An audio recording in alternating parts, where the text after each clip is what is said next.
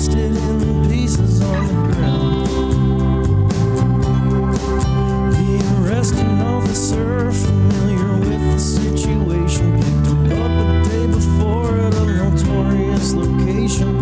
Getting on the board with the black eyes lying on the ground. That is such a wonderful tune. You had to hear most of it. Okay, maybe most of the first verse. That's Brother Truckers Downtown, and we are downtown here today on the Fallon Forum, broadcasting live from the Webcast One studio in the Skywalk. A little more traffic in the Skywalk today than has been lately because the weather, gone hot again on us, didn't it? Yeah, warm and toasty. Actually, pretty appropriate for July, but do not be fooled. Climate change is roaring at us fast and heavy, and we're going to talk about that today. Main item today is Charles Goldman in the studio with me as we talk more about SCOTUS. That would be the Supreme Court of the U.S. We're going to talk about the Voting Rights Act and whither it goeth. We're also going to look at a new decal you can put on your car. Branstead on board. Speed limits do not apply. Gosh, I am loving that. I'm going to get me a truckload of those and put them all over bikes.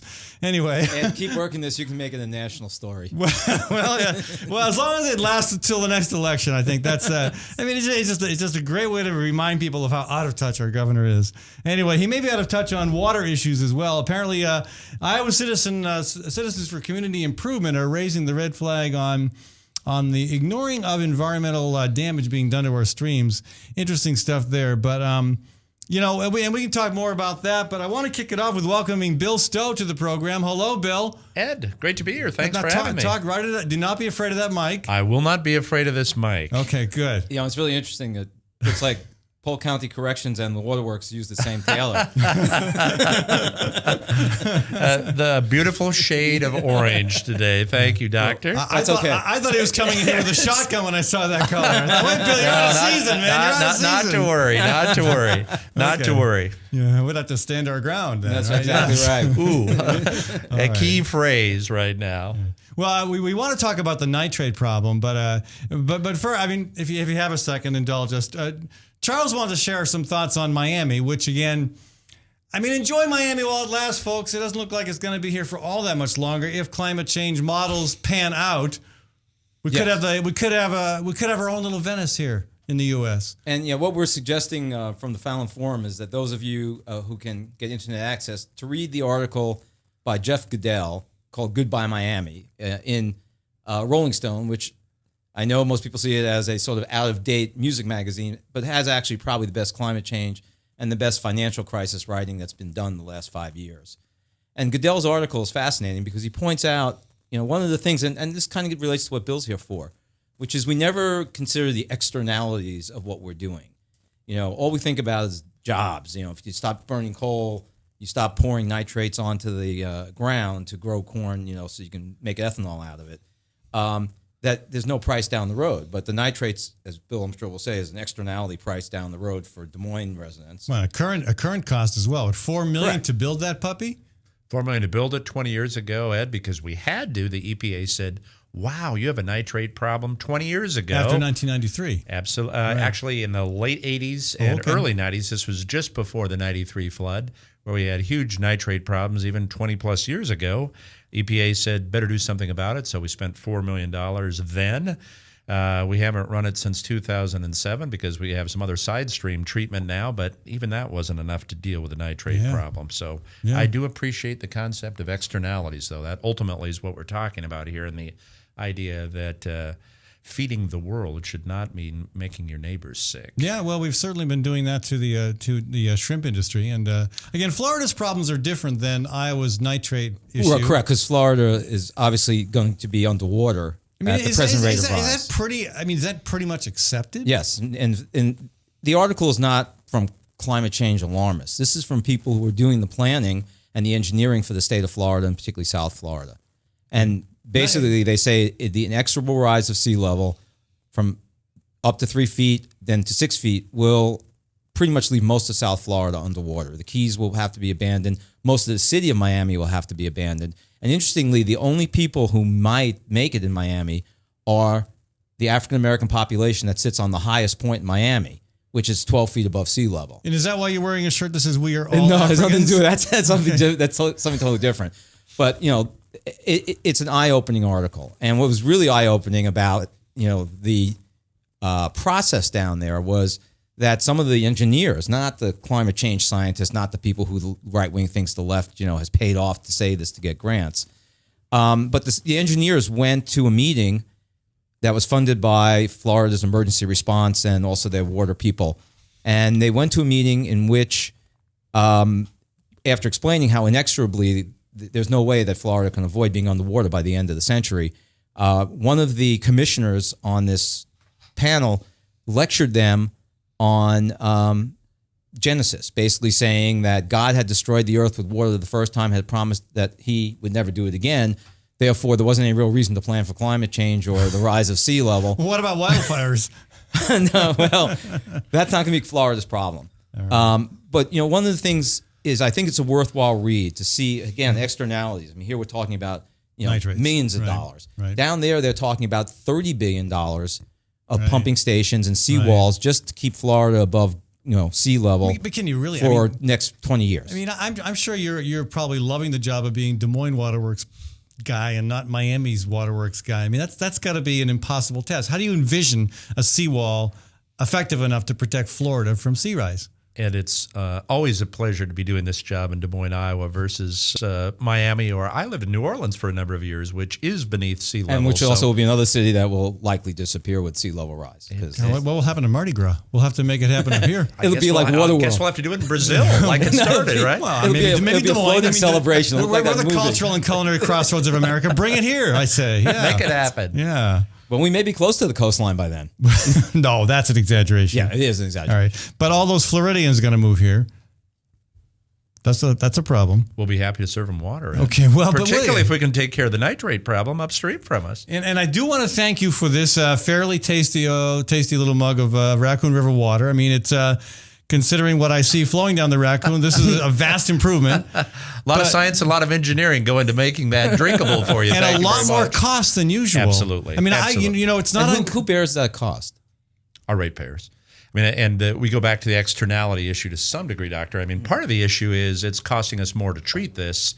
The other issue is we're very, very close to being unable to treat it, largely because of demand and the level of pollutants. And certainly if we get to a point where we're unable to do that and have to tell 500,000 folks here in central Iowa that we're no longer able to safely remove nitrates, then there are economic consequences from that are part of the externality. So what would affect? I mean, would the sheer volume of use be the problem, or higher levels of nitrates? What are the issues that might prevent you from treating it? Great question, Ed. Right now, I specialize in those. I know you do. both the Des Moines and Raccoon are 13 or 14 parts per million in nitrate content. The U.S. government appropriately says you have to be 10 or beneath to provide safe drinking water. Right.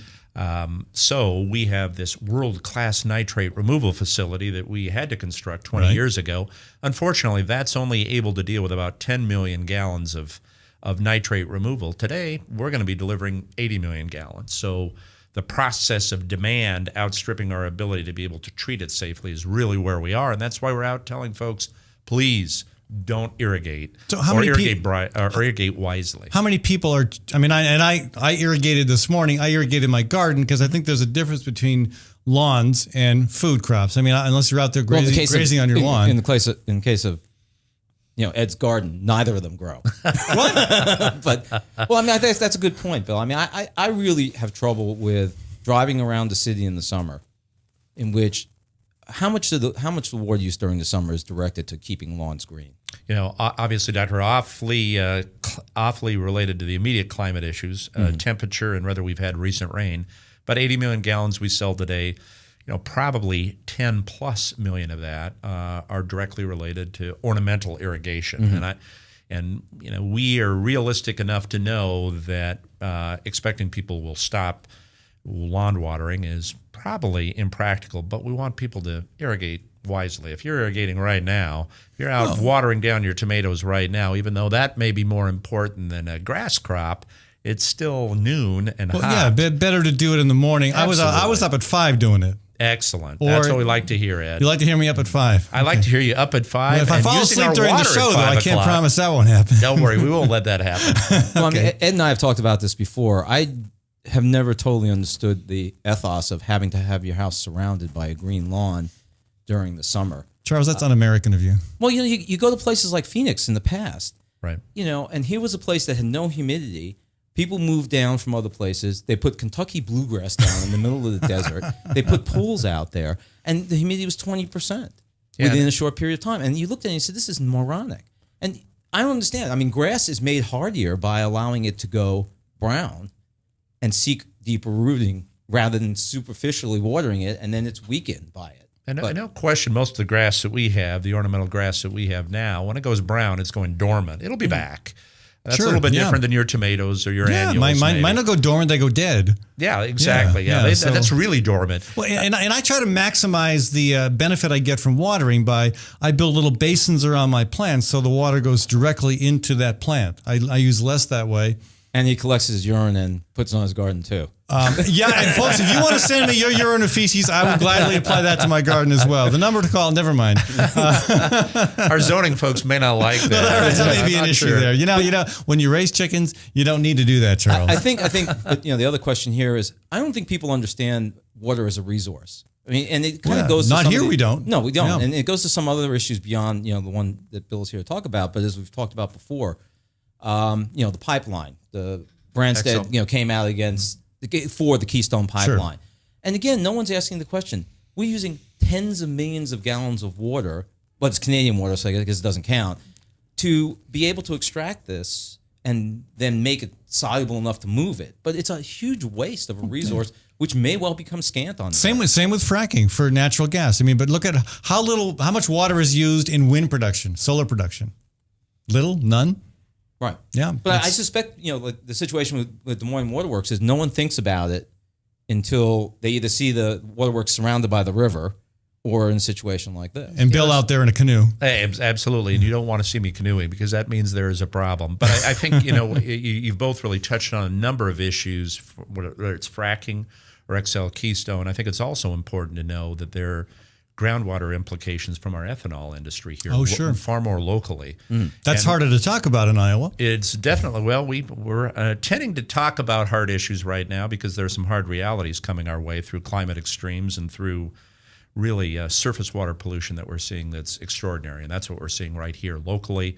We're trying to get the message across to folks that more sensible regulation on non-point source polluters, particularly on the ag side, is going to be important. And it's part of a larger picture involving food, its availability, the economics of food, and certainly the economics of some folks who have a vested interest in seeing the existing agricultural community continue to rely on chemical fertilizers. Yeah, it's again, back to the lawn issue. It's this is the first time in my memory that we've ever asked people not to water their lawns, not because of a shortage of water. We have an abundance so far, but the issue is the nitrate removal, the cost of treating that water. Absolutely. Is that a first? That is a first in any of our recollection here locally. And the next kind of crisis that probably awaits us here, the rivers are so full of nutrients right now, and the water itself is warming up.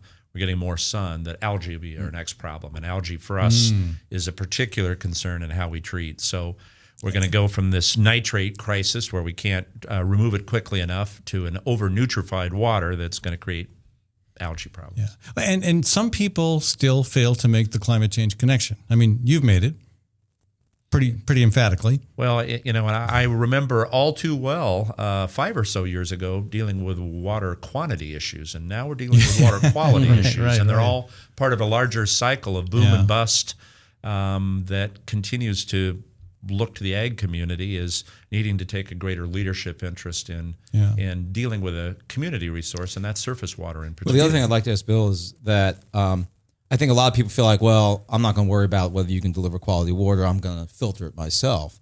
Good luck. But from my understanding, the systems that push the most, reverse osmosis, actually wastes 60% of the water that goes through it. Really? Yeah, I didn't know that. We're not great believers in obviously a need to home purify. Right. First of all, there's some kind of complex issues there. Most home purification, not RO, but most filter systems do nothing for nitrates. RO actually will provide some relief there, but it's pretty expensive, Charles, and that's really not an affordable outlet for many of us in our homes to be able to come up with a side system of purification. We have a responsibility and take the responsibility seriously to deliver water that's safe to drink. When we can't do that, that'll be a significant issue for us. What are you going to do with all the waste nitrates? Well, we do a couple things with the nitrates now. We actually kind of land apply it on our own park in places, but because our ionization process involves salt, we often kill the grass. Under our permit, we can re-release it into the rack. Charles wouldn't mind you killing the grass. Yeah, Not him at all, yeah. and it's not just dormant, Charles. It's Right, no, dead. I mean, I understand. It's dead. Well, I'm I afraid. lived in a state where the grass is dormant during the summer. I lived in California for 10 years, and you get used to the grass is brown during the Absolutely. summer and the trees are green. Yeah, absolutely, and beautiful in the spring and in the winter. Right. But here, obviously, we have this notion, kind of like the Phoenix notion, that it's supposed to be green whenever the growing season's here, and that's Well, unfortunately this is not as good a practical. time as any to share the Great March for Climate Action's brand new video. This just came out yesterday, and the video is also already getting quite a few hits, and quite a few people wanting to apply to March. So, Bill, if you don't mind, I'd like to share this video with you, I'd love to see it. with our audience, and get your take on it. Maddie?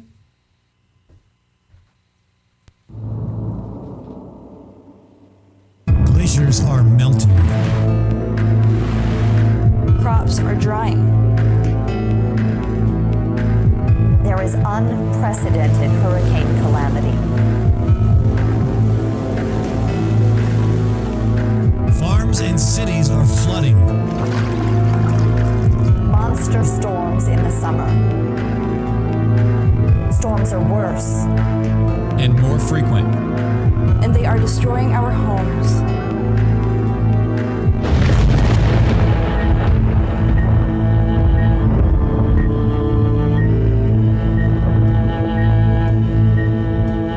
Ask your neighbors. Ask your loved ones. Can they see the changes? Look out the window.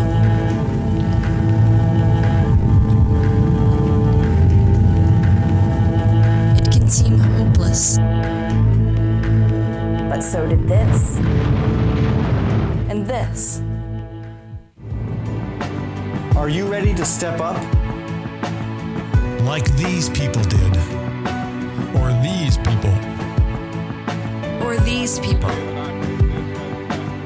Or these.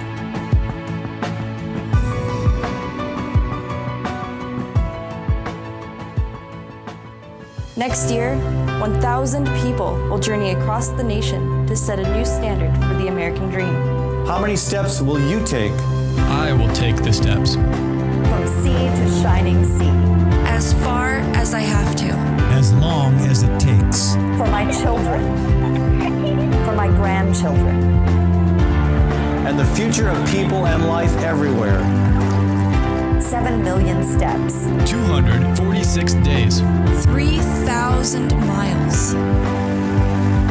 Patriots know that the struggle for freedom, peace, and justice never ends. The Great March for Climate Action is this generation's call to action.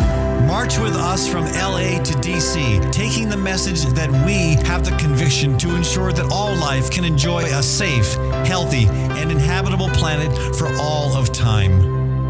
How many steps would you take?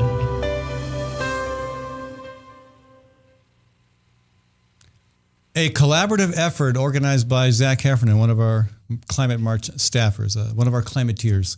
Anyway, we hope it gets people fired up about the importance of fighting this issue and inspires them to want to march. Bill, you ready to march? I'm probably not a 9 million step kind of march guy. 7 million. 7 million. Don't exaggerate. If we're down there, then it's a great cause. I hope that it brings the attention that is worthy to the ultimate crisis issue here. Well, we are. I think the video is great, except I was a little perplexed when you had the 7+ million steps. You had the turtle in the background. I thought it was going to take a lot longer. Than 246 Actually, days. that turtle is the perfect metaphor, Charles. I can't think of a better animal to describe the pace we're probably going to be going across the mountains and the deserts. And 246 days, Ed. Yeah. What are you going to do without the ability to have your radio show Well, here in the studio? We were just talking about this. compliments of wizards like Maddie Kane, I think we can pull this off. We're working on that right now. What we really need, though, is somebody to help us figure out how to have clean water for 1,000 people every day. I wish you had a better mind than mine. Engaged in that one. Thank you very much. What is your plan on that? Well, we're going to kidnap Bill and make him come on the march, and he's going to figure it out for us. No, anyway, we're working on that. There's something called a water buffalo. Our logistics operations director is finding different systems that we can use that can haul, make sure the water remains on-site, purified. Yeah. So we're looking into that. Terrific. But we're not going to be watering any lawns when we go. I'm pretty confident you're not going to be doing that, nor probably directly concerned about nitrates. No, probably not. And we hope to have showers. That's at least That'd be pretty important. Optional. I mean, With timers. what? With timers. With timers, yeah. When my son was in the Merchant Marine Academy, guess how long they had in the shower? They 15 seconds. Oh, you know this. No, I just Well, you're right. You're guessed 15 seconds? 15 seconds. You know, Oh, they'd my soap goodness. up outside. They'd run into the shower, do this, and then that was it. I'd have a hard time doing my hair in 15 seconds. Well, sorry. I would not. Sorry. I Sorry would not. about that. I would have to take my hat off. But then after just that, shined it it gets easy. outside. All right, Bill. Well, we really appreciate the good work you're doing. Always great to be here. And I know Thank I know Thank you you're. very I know much. you're fighting with some others in this state that don't see our cost here in Des Moines as being a problem. I mean, but it is. It's a problem for us in terms of use. It's a problem for us in terms of cost. And I say bring it on. We got to have that conversation, and hopefully we can reach a solution that works for everybody. Well, and that's pretty key, because there are some forces out there that are making it very clear that they think this is a direct attack on agriculture per se and Iowa's history, and that obviously creates real concerns for us, because there somehow has to be a collaborative solution out there that involves a reasonable regulation of upstream uses. Well, as the climate changes, as weather changes, agriculture itself will have to change. Absolutely. All right. Bill Stowe, folks. Bill, thank you so much Thanks for for joining having us. me, You're Ed. always so accessible Charles, and so good to see informative. you. Great seeing you. I love the shirt. Now, please, I've got to ask. We are all Africans. Okay, so May I You may yeah, ask, and you you may can also read read the the back. The Bible says modern people are the result of incestuous relations Cain and his brothers had with their sisters. Science says we are all descendants of Africans. I believe science. Yeah, Very nice, Doctor. Yeah, Richard Dawkins, who is he's an Oxford professor. I love this, of public understanding of science. A little confrontational, obviously. Yeah, a little. But yeah, his point obviously is that evolutionary theory basically now posits that all Homo sapien life originated in the Rift Valley area in Africa and then migrated out. I was pretty sure it was the Irish, but anyway. we'll have that conversation So some other time. he's obviously being confrontational, both in the sense of pointing out to people who are Caucasian that we were probably all people of color at one time, and that And some of us now suffer a pigment deficiency. that's right. Well, actually, that's right. That actually being Caucasian is a mutation, not the norm. Freaks. And of course, then as he often does, he likes to razz those who go with biblical science. Literally as it's written, because there is a huge void in Genesis. There's only a few people around, and all of a sudden there's a bunch of people around. Now you go talking that way, and Frank from Des Moines is going to call in for sure. Well, as I said, Great shirt, though, Doctor. right. Love Well, the shirt. well, great, And thanks, a great Bill. conversation. Really appreciate you Thanks, joining us, Ed. Bill. We're going to switch gears when we come back and talk about the Supreme Court rulings on, particularly we're going to focus today on the Voting Rights Act. I do want to thank the Iowa chapter of the Sierra Club, also Iowa Physicians for Social Responsibility, and the Great March for Climate Action for sponsoring this program. I want to thank Gateway Market and Cafe for being the anchor sponsor of this segment of our show. I also want to tip the hat to some of my other business supporters as well. Tinker Heating and Cooling, Hawk Restaurant in the East Village. I guess Hawk was down there serving some food at the $1 Million Marathon event last night. Good stuff. I want to thank the Immigrant Entrepreneur Summit, also Diana's Wedding Cakes, Tally's Restaurant Bar and Catering, and Community CPA and Associates. We'll be back in just a minute. From the RE/MAX Real Estate Concept Studios, this is Webcast One Live. Drug and alcohol addiction slowly steals a person's identity, tearing away pieces of their life little by little until one day it seems like the hope of a happy future is gone and there's no chance of getting it back. Here at St. Gregory Retreat Centers, we can assure you that there is hope. Our unique approach to recovery begins with the understanding that the dysfunction and damage caused by addiction can be overcome, not just dealt with. Don't let another day go by. Call St. Gregory today.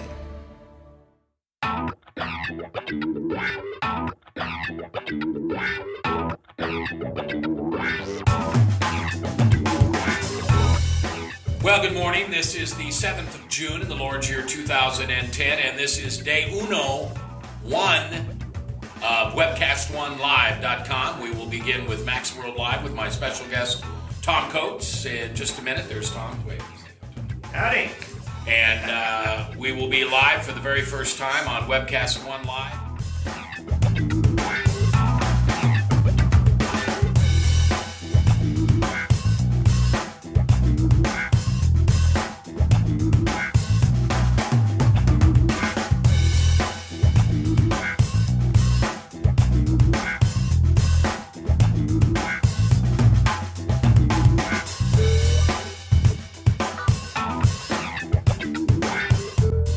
Someday we're going to look back on this and say, gosh, remember that old day in history? Wonder where Walter Cronkite was. He must have been around hanging there too. But actually, it's the beginning of Webcast One Live. And thank you for listening. Thanks, Rob Spearman, and everybody who's put together this project together. And we're ready to go live now. So thanks for listening to MaxWorldLive.com.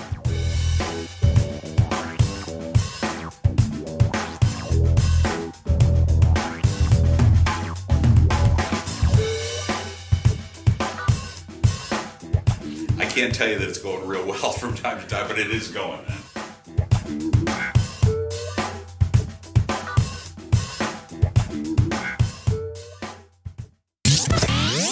From the RE/MAX Real Estate Concept Studios, this is Webcast One Live.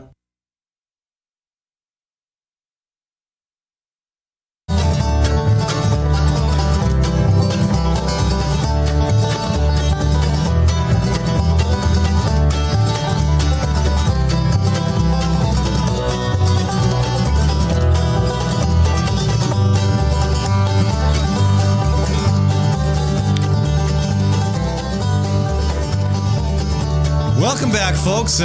We are continuing our conversation here on the Fallon Forum. I want to thank the Immigrant Entrepreneur Summit for sponsoring this segment of our show. Charles, if they ever throw you out of Mercy Hospital and you have to start your own business, that's a great place to go. Yeah, when is that? We've been advertising that for months. Well, I know it's November 9th. It's a long ways away, but people need to get it on their calendar. If you've got a business idea, this is a great place to get a lot of information on how to start it, how to deal with the Affordable Care Act. How do you classify yourself as an immigrant, since everybody in this country is an immigrant? I don't know. I don't think they would except for the Native Americans, obviously. I don't think they would turn anyone away, except maybe a Native American. I don't know. No, I don't think they would turn anybody away. But I don't know. I don't think they would. But I think it's targeted to new folks who might not know the ropes as well as some of those of us who've been around for a couple generations. Anyway, so there are a couple things in the paper you want to look at. Yeah, I do want to thank the Fighting Burrito as well for helping to sponsor this segment of our show, and Story County Veterinary Clinic, and also Ritual Cafe. I'm excited about this new decal. Branstead on board. Charles, you going to get one of these for your car? Sure, Ed, I'll buy one. Sure. Well, they're only $3. We should buy them and sell them for a cause. I know. Well, that's what's happening. Progress Iowa is selling them. They're charging $3, which is probably a little bit steep for a little window decal in your car. But Branstead on board. Speed limits do not apply. Yeah, it's. I think it's pretty funny actually, but we'll see. I'll bet that becomes popular. I suspect it will. All right. Anyway, the other thing. Speaking of business supporters, Hawk Restaurant. They were there at the $1 Million Marathon finish or event yesterday, but they got a great spread in the paper this morning with this 8.5-year-old named Maisie Hansen, who's being described as Iowa's youngest food blogger, and he's sampling all this great food at Hawk Restaurant. It's a very cute story. It's a good folks. scam. You can go to all the restaurants, say I'm a food blogger, and I should try that. Feed me, yeah. But you can't. When as a vegan though, how far could you get on that? I wouldn't get very far. No. Actually, we're having a great meeting tomorrow. We're going to 801. It's just perfect. Really? Yes. Well, because a lot of the medical meetings end up there. But how many options do they have for vegans? None.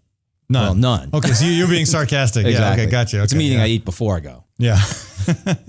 So there was an article on the back page of the Metro section on Sunday. They kind of buried this about the Tea Party IRS scandal. Right. And actually, this does dovetail a little bit with the voting rights discussion we'll have in a minute, which this is what Congress worries about. Instead of doing their work on the Voting Rights Act, they're worried about the Tea Party being preferentially targeted by the IRS. So the report that part of which was leaked that we talked about a number of weeks ago. It turns out there was almost as many left-wing organizations that were being targeted by the IRS as there were Tea Party organizations. And in fact, the Inspector General said that they reviewed 5,500 emails and could find no evidence of political pressure put on the IRS to do this at all. So here, how much time do we waste talking about this? We're still probably, the Congress is still investigating this, right? So, but it buried on the back of the Metro section on Sunday. Right. Yeah. So, I mean, the whole thing is it's frustrating to me because because I'm having to deal with the IRS right now. That's right. And I'm trying to decide. We tried to decide whether to include the words "Tea Party" in the Great March for Climate Action, but opted not to. Like maybe it would speed us up a little bit. Just but. Do you think your donors are going to want to be anonymous? No, none that I know of yet. But anyway, before we leave global warming, climate change. There was one thing I did want to bring up apropos the issue of Miami and other coastal cities that it'll be like these Roman ruins that are underwater now. We talk a lot about carbon dioxide, but a gas that we don't talk that much about is methane. And methane actually has about 50 times the greenhouse effect that carbon dioxide has. The only advantage of methane is it only lasts in the atmosphere for about 15 years. Carbon dioxide lasts for over 100 years. Yeah, but you can do a lot of damage in 15 years as a greenhouse gas. Absolutely. Yeah. And in fact, the exponential increase in global climate change probably is more attributable to methane than to CO2, because what's happening is as the permafrost in Siberia and the North Pole are melting, there's huge amounts of methane that have been crystallized within that permafrost. Right. And so the methane concentrations are going up alarmingly. And then, of course, the question is, where's that methane coming from? So what would you perceive to be the biggest man-made source of methane? Cow flatulence. That's actually number 2. Oh, yeah. Is it really? Right. For natural gas? It's number 3. Fracking leaks is number 3. Number 2 is... talk show host on the right? No. It's actually from landfills. It's the breakdown of biologic material, organic material in landfills. But that could be captured and made into... And in fact, it can be captured and made into a burnable gas. Sure. But the point is that... Then you have carbon. What's that? Then you have carbon. Then you have carbon. That's correct. So here again, I mean, people are given this very narrow view of what's going on. And the big view is that the problem is getting synergistically and exponentially worse. And that's why, as you say, the Great March is important. These are the kinds of things people need to understand. Yeah. And stop talking about all the jobs that are going to be lost if you don't build a pipeline. And so many jobs that will be gained if we do the right thing as well. The truth is, though, there's plenty of jobs to be gained if we continue to do the wrong thing as well. Look at how many more firefighters are needed now to fight all the increased fires out west. Look at how many people get employed because of floods. How many more insurance adjusters have had to be hired because of all the claims due to natural disasters? I mean, that's a cynical view, though, of course, because those aren't good jobs. Those aren't jobs we want. They're jobs that are, they're remedial jobs to address crises and problems. But, if we do the right thing, gosh, there's so many opportunities for employment. Absolutely. Yeah. Okay, so we got to run to a very, very quick break here, Charles. And then when we come back, let's talk Supreme Court. Let's talk Voting Rights Act. Again, I want to thank the Immigrant Entrepreneur Summit for sponsoring this segment of our show.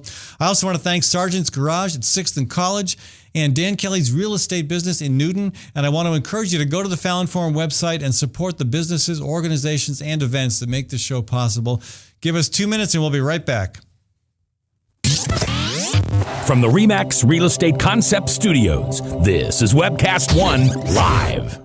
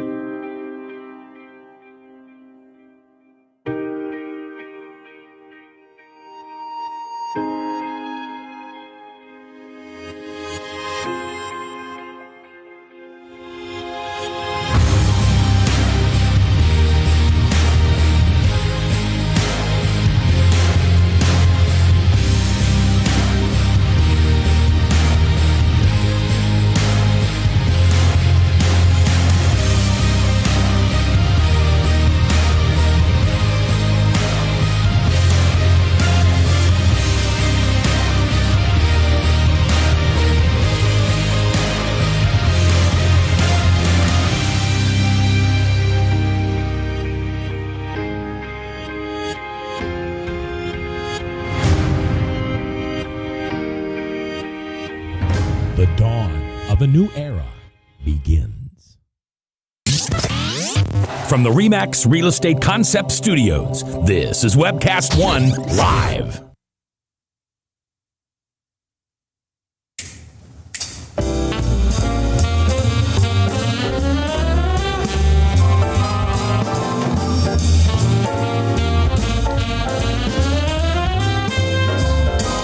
That's Max Wellman, the Max Wellman Trio. Thanks, Max, for providing some music for this program. And thanks, too, to the $1 Million Marathon for helping to sponsor this segment of our show. Big day for the $1 Million Marathon yesterday, and a great article in today's paper as well about the marathon coming through Des Moines. This is one of 160 legs finished in Des Moines yesterday and kicked off again this morning. Great event organized by Above and Beyond Cancer. Dr. Dick Deming, a big part of that, and I'm just so impressed with the people who put this together. Steve Cannon, Charlie Whitmock, and others. Great event, and really all the people who participated. Powerful stuff. Thank you for your support and for what you're doing for cancer research. I also want to thank Tally's Restaurant, Bar, and Catering in Beaverdale for supporting this program. Tally's is at 2712 Beaver Ave and has outdoor seating on the patio, on the rooftop, and on the sidewalk as well. We'll be back with more commentary about some of the supporters of this program later, but I want to switch gears and get back to the issues.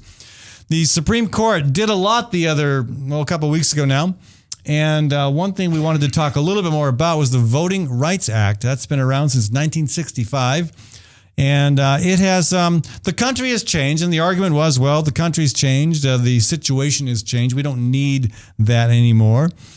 There are people who disagree. Charles has a perspective on it, as always. Well worth sharing. Charles, what's your take on it?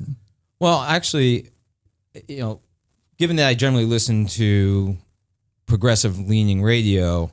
Wait, I didn't know there was any. Well, there is on satellite. Oh, satellite. Okay. The decision was certainly made to seem as though it was a disastrous decision for voting rights in this country and affirmative action. Well, in some sense, the two are almost linked. Yeah.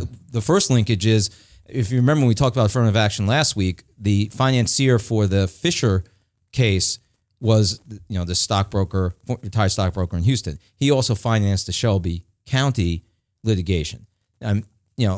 The Shelby County was not under any particular need to bring a case. What they basically did is, under the Voting Rights Act, if you lived in a state which had been identified as having a previous history in 1965 of significant voter discrimination, things like poll taxes, for instance, or other activities that clearly were keeping minorities away from the polls, if you lived in that state, only in federal elections, remember, this is only about federal elections, it's not about state and local elections. If you lived in that state, every municipality, every county, all of the state entities had to adhere to the Voting Rights Act and had to get pre-clearance for any kind of substantive changes in zoning and whether they moved the polls from one place to another, et cetera. So Shelby County was in a state which was under this pre-clearance rule. They basically sued to be removed from this based on their claim that this was unconstitutional. And, to set this up a little bit, about 4 years ago, there was a case which was Northern Austin Municipal Utility District against Eric Holder, of course, the Attorney General, in which the court clearly said 4 years ago, if you don't fix this, any case that's brought in the next 4 years, we're going to use it as an opportunity to strike down Clause 4 of the Voting Rights Act. Because there's three main clauses of the Voting Rights Act that come into play here. One is that you can bring litigation under Section 2 of the Act for voter discrimination. Section 4 were the states and the criteria to be pre-cleared. And Section 5 was the pre-clearance justification. So essentially what they were striking down, or what they wanted to have struck down, was Section 4, which is, well, how is this being determined? And the court, in the language of this previous decision 4 years ago, told Congress, we are unsatisfied with the criteria you're using to choose the states. You're going to need to fix this. And of course, what has Congress done in the last 4 years? Well, they investigated Benghazi, and they're embroiled in the tax issues of the Tea Party and all the other things that have basically brought this tax cuts for the rich. Don't forget tax cuts for the rich. And tax cuts for the rich, right? So they didn't feel that it was important enough with this clear message from the Supreme Court to address what even the people who believe it should have been continued. Some of these things are outdated. Right. And there are municipalities and there are entities outside of the South, because let's face it, almost all of these are in the South, which are probably just as egregiously discriminating. Right. And that's essentially what the decision was. The decision was that Congress didn't do anything to update the law. The situation in the South and in these places is better than it was at the time when the law was passed, and that therefore they would not uphold the law. Now, we know that Roberts was looking for an opportunity to overturn Section 4 of the law, and that he was going to have his usual suspects with him to do it. So, here once again, for the lack of legislative action, now we're in the situation we're in. It doesn't mean that you cannot bring suit. In fact, as soon as that part of the law was struck down, the government immediately brought Texas into federal court again over their redistricting plan. Right. So, I mean, I think as symbolically, yes, it was a terrible decision. And oddly enough, there were some professors of law on the conservative side who felt that it was a bad decision. Do you feel it will lead to more minorities, more low-income people, more people who tend to vote Democrat, having less being less inclined to vote, less able to vote? That's the ultimate question. Will this lead to voter suppression? Will this ruling affect that? Not as long as there's a Democratic administration. See, the problem is going to be that the passive mechanism by which these states had to present their justifications for making changes in election conditions to the Department of Justice has now become that the Department of Justice actively has to be monitoring what these areas are doing. Yeah, I think that's the main difference you have now. And sure, we all know what's going on here. Voter ID laws are about voter suppression. Sure, right, and there's so many different ways to accomplish voter suppression. Correct. The rule here on felons, making felons jump through ridiculous hoops and hurdles to be able to vote again. That's right. I mean, Matt Schultz is always coming up with new tricks. Changing voting, changing the hours the polls are open. But you see, changing satellite voting options. But this is something like the affirmative action issue last time. Remember, we talked about the fact that Clarence Thomas feels that affirmative action is inherently racist because it makes certain assumptions about the ability of African Americans to accomplish things. So, the first thing you bring up is we're talking here about voter suppression, and you say felons. So, what are you assuming about felons? I mean, we know this to be a fact in Iowa, but what do you assume? Because even though Democrats can be really, really bad on criminal justice reform, they tend to be more friendly toward restorative justice than Republicans do. Right. And people who've been in prison tend to be very empathetic with that issue. But are you implying that there's a certain racial predilection to be in prison in Iowa? Oh, yeah, absolutely. I'm not implying it. That's just a fact. That's right. That is so an let's get down fact. to what you're really saying here, which is that voter suppression of felons in Iowa is factually voter suppression of African Americans. Sure, with 30% of your prison population is African American in a state with 3% of the population African American, right, or less than that, I think. But I mean, that's a good point, which is that there's a lot of ways to do this, and that was the liberals. That was the liberals' argument on the court, which is that now these discriminatory methods are much more subtle. Right. So, in essence, if Congress feels this is important enough, they could, in fact, simply revamp that part of the law, and it would be constitutional. Right. Now, they went beyond that and said that, and this is where even the conservative professors of law said the court has no justification to say this. I mean, they made the argument that the Constitution says you have to treat all states the same. That is absolutely untrue, and they know it's untrue because the entire post-Civil War Reconstruction amendments were clearly not meant to be. They were meant to be applied to all states, but they were written directly. Sure. For the traitorous seceding states. Well, or the states that really fought for liberty and freedom, depending on who you ask, right? Exactly. We got to take a short break here, Charles. I want to talk about the corporate-friendly decisions. Oh, yeah, there's a couple Supreme good ones. Court. Yeah, I mean, these have totally flown under the radar. People aren't even talking about these, but it's good that we mention them. I do want to thank again the $1 Million Marathon for sponsoring this segment of our show and congratulate them on having made it from Washington State to Des Moines. It's all downhill from here as they head on to Delaware, raising so far close to $500,000 for cancer research. I also want to thank Gateway Market and Cafe. Gateway is the 20th in Woodland, and I ended up there this morning after watering my garden, buying breakfast. That's right, because the garden's not growing, you have to buy breakfast. Well, but no, I don't. I mean, what my idea of breakfast is granola, fruit, and yogurt. And I've not learned how to grow granola yet. I'm working on it, though. I guess I'd have to start with oats and then maybe a beehive to get honey to... Exactly. Okay. And some kind of canola maybe to make the oil. So but I think I'll just stick with going to Gateway on that one. Yeah. I want to thank Community CPA and Associates, also now the 10th largest accounting firm in the state.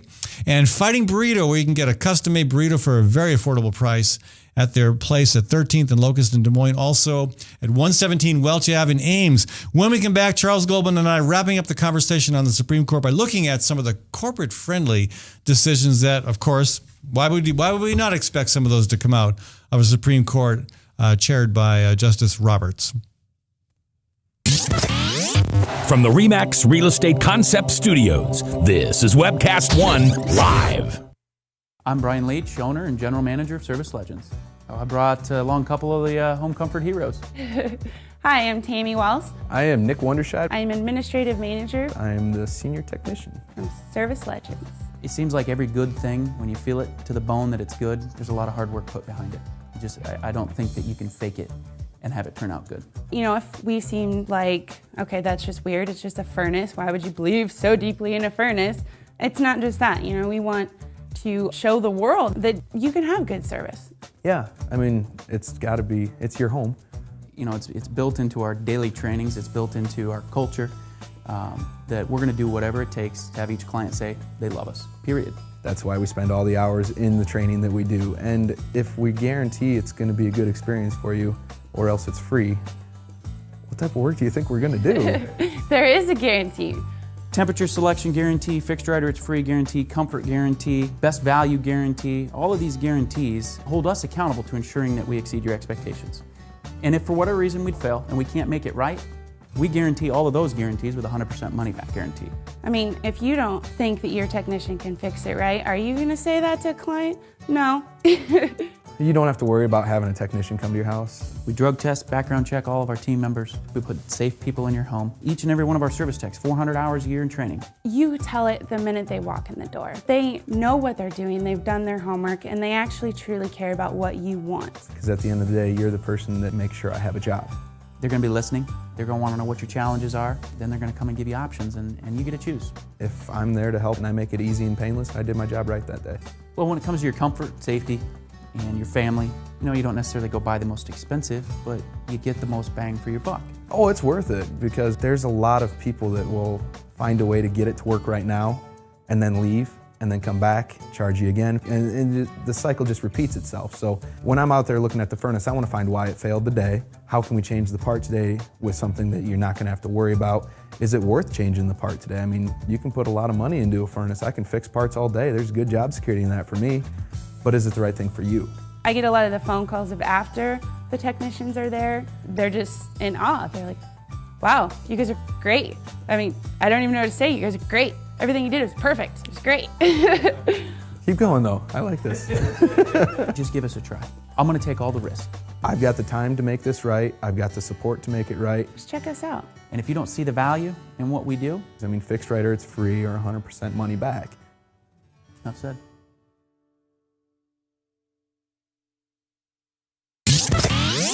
From the RE/MAX Real Estate Concept Studios, this is Webcast One Live.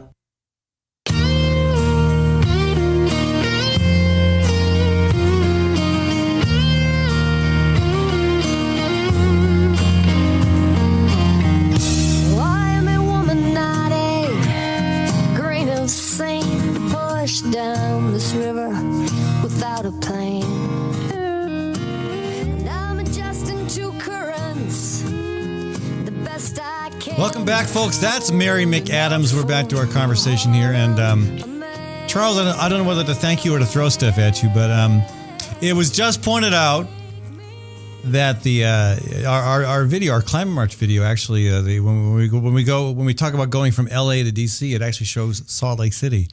But you know what? We can have some fun with that. Well, I hope your logistics person realizes there's not very often snow in the mountains outside LA.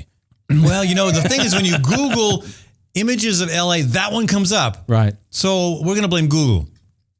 We're going to actually sue Google for compensation for damages. Oh, just like Asiana is going to sue that TV station out in San Francisco. No, actually, I'm going to contact the Chamber of Commerce in Salt Lake and ask them to help, contribute to the march now, because we've got their city there, and so there's all sorts of opportunities. Except you're not going anywhere near Salt Lake because you're you're going through northern Arizona. No, the Great Peace March had such a horrible time in Utah, we decided to avoid it. So. Really? Why did Utah give the Peace March such a big problem? The patrol would not let people walk on the roads. And there were about 24 folks who insisted on marching the whole way. Spirit walkers, they call themselves. They had to take a 300-mile detour around the prohibited area in order to keep the march going. So 25, 30 miles a day.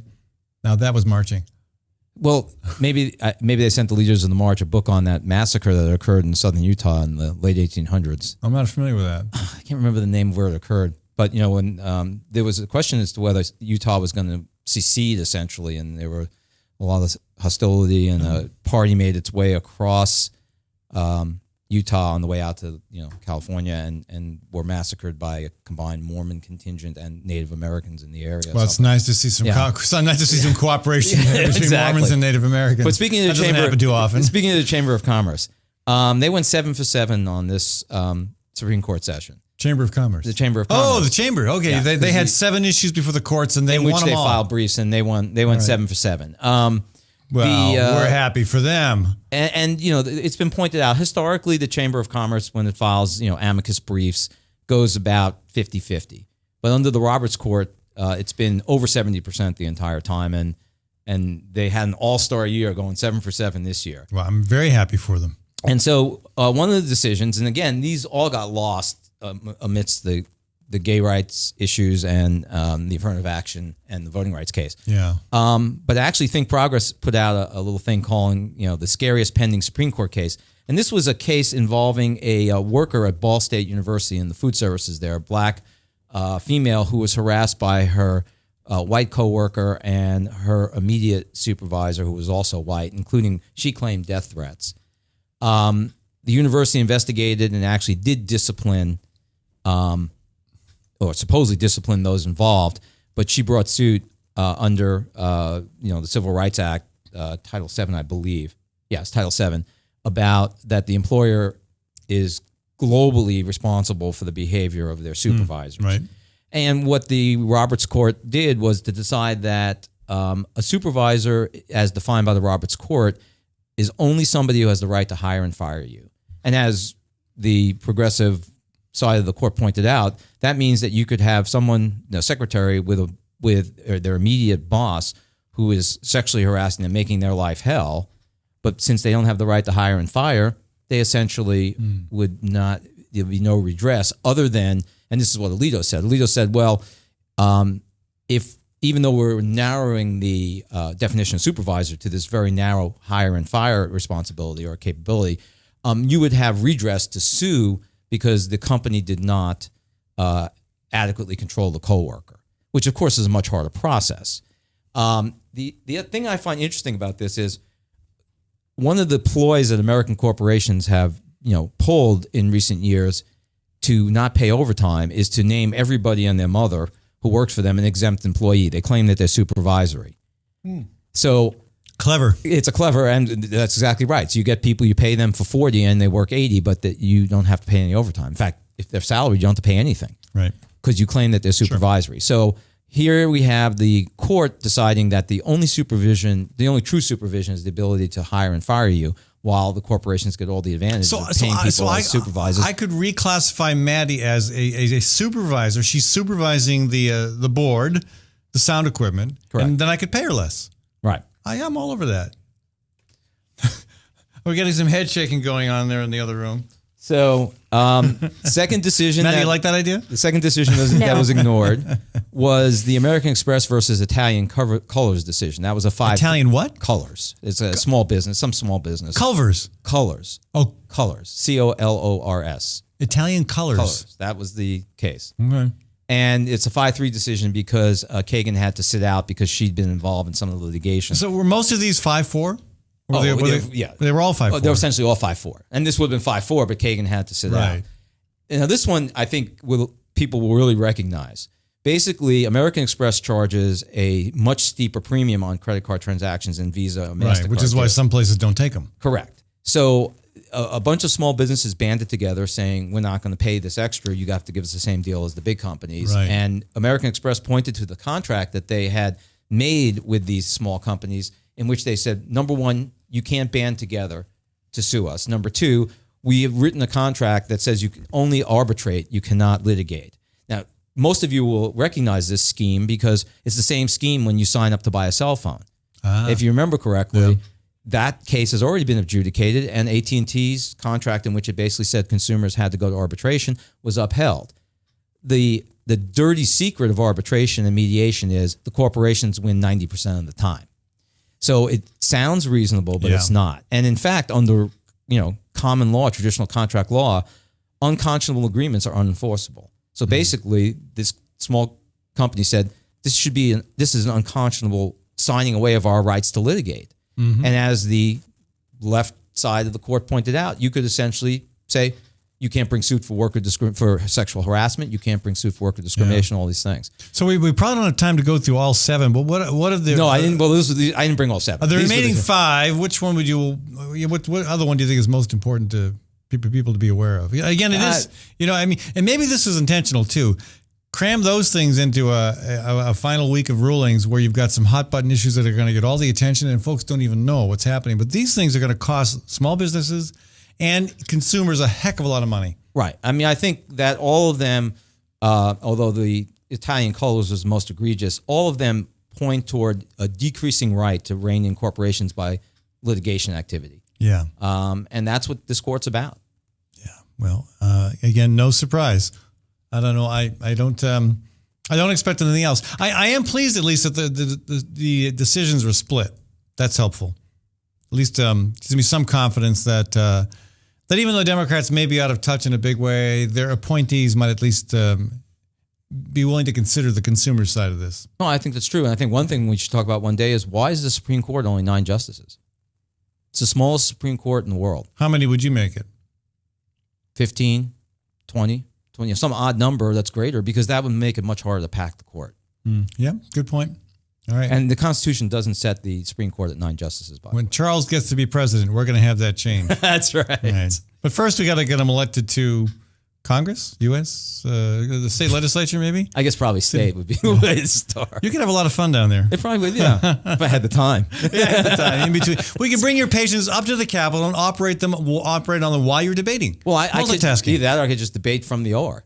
Wear a headset. Well, that would take a significant change in decorum and procedure at the State House. I see. Okay. But I think you could probably bring your patient up there if you wanted to. Well, we can do telemedicine. Telemedicine. There you go. All right.